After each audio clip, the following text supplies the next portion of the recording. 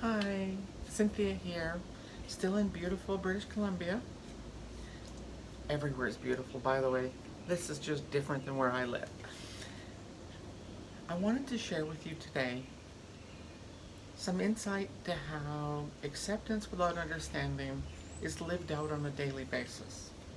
This morning I was reviewing a post that I had put out about how I felt the city of Victoria, British Columbia, on the island of Vancouver Island, how I thought it had done a beautiful job of banning plastic bags and plastic straws.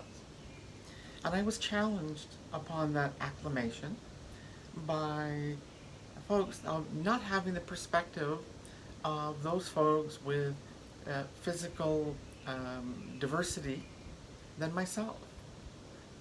And I realized at that moment that, they're right. I, I do not have a physical disability. Um, I am very able bodied, thankfully. And at the end of the day, I don't know all of the reasons, and I don't need to understand the reasons that they need to have the product.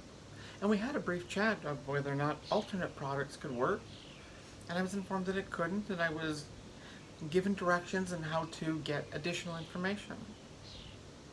Now, you see, a lot of people continue to understand, well, if we've got these exceptions, if you can use a paper straw, well, isn't that good enough?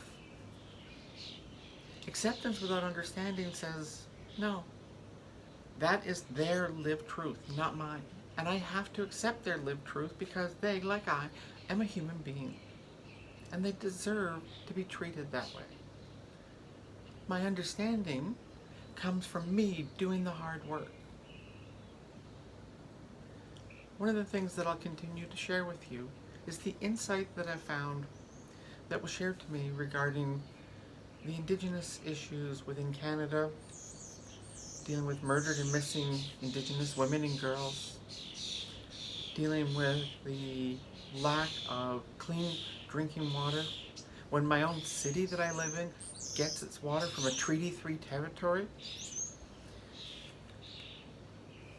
And the aspect is that through this journey, we have to understand that those are not our lived experiences. And other human beings have their own unique lived experiences, and it is our job to accept them as human beings on their own journey with their own lived experiences, not to ask why. Why is that question that we continue to ask to gain understanding? Which means, if you believe that, then therefore we are a society that seeks to understand in order to accept.